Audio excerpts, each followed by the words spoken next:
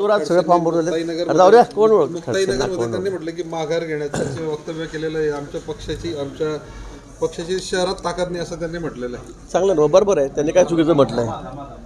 आता ते राष्ट्रवादीचे नेते आहेत आणि ते जर असं म्हणतायत तर चांगलं आहे, बरोबर आहे त्यांचं म्हणणं. पण दुसरीकडे आपले वरणगावचे माजी नगराध्यक्ष सुनील काळे त्यांनी एक वक्तव्य केलं की जे सध्या तिकीट वाटप चाललेलं आहे ते खडसेंच्या बंगल्यावरनं केलं जातं, भाजपचं तिकीट वाटप फार्म हाऊसवर. आता ते त्यांच्या पक्षात, ते कोणत्या पक्षात आहे हे मला माहिती खरं म्हणजे. आता सध्या ते कुठल्या पक्षात आहे? ते एवढे मोठे नेते आहेत महाराष्ट्रातले, मुख्यमंत्री कॅलिबरचे आहेत, जिल्ह्याचे नेते आहेत, आणि ते म्हणतात माझ्या मतदारसंघात राष्ट्रवादीचं काही राहिलेलं नाही, मी लढवत नाही एकी जागा. आता मी काय बोलावं त्यांच्याबद्दल? आणि ते काही बोलण्यासारखा काही विषय राहिलेला नाही मला असं वाटतं त्यांच्याबद्दल. मुक्ताईनगरमध्ये युती होते कोणाशी? तुमचं काय परिस्थिती? कोणाशी युती म्हणजे आता निवडणूक आहे, भाजप, शिवसेना, शिंदेगड, अजित पवार. नाही, मला वाटतं आमचे आमदार चंदू पाटील जे आहेत शिवसेना मित्र पक्षाचे, ते वेगळे लढत आहेत. आम्ही भाजप म्हणून आमच्या रक्षातही तिथे आहेत, आमचे नेते आहेत, त्या ठिकाणी भाजप म्हणून आम्ही त्या ठिकाणी लढतो. त्याचं नेतृत्व त्या करतायत त्या ठिकाणी. खडसेंच्या या विधानाचा तुम्ही अर्थ कसा घेता? एक बलाढ्य नेता राज्यात राहिलेले ते पूर्वीच्या काळामध्ये, आता त्यांनी हे वक्तव्य करावं की आमच्या पक्षाची ताकद नाही.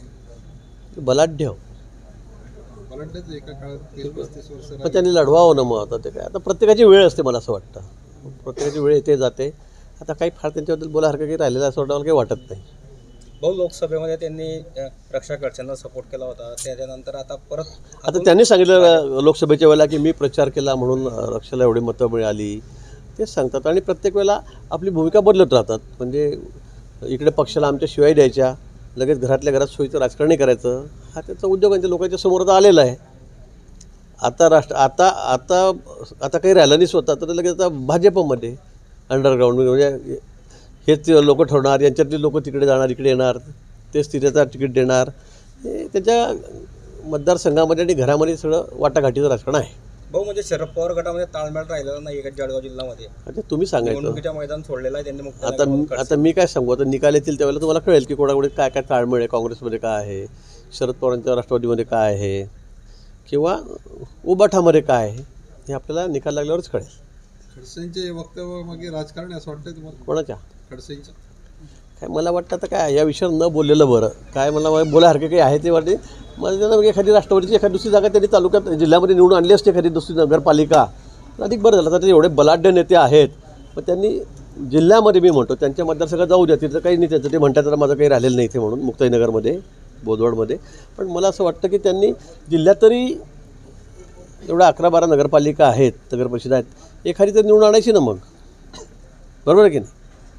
एखादी तर निवडून आणायची, सांगायचं की बघा आम्ही एक आणली निवडून जिल्ह्यामध्ये. तसंही परिस्थिती नाही आहे. या वक्तव्याचा भाजपला फायदा होईल असं वाटतंय तुम्हाला? आम्हाला त्यांचा काही बोलण्याचा फायदा तोटा काहीच नाही आम्हाला त्यांचा. ते काय बोलले नाही बोलले आम्ही दखलही घेत नाही, आणि आम्हाला त्या फायद्या तोटा काही आम्हाला त्याची आवश्यकता पण नाही आहे. त्यांनी सोयीचं आपलं राजकारण करत राहावं, इकडे काही नसलं की तिकडे जावं, तिकडे काही नसलं की तिकडे जावं, असं त्यांचं राजकारण आहे.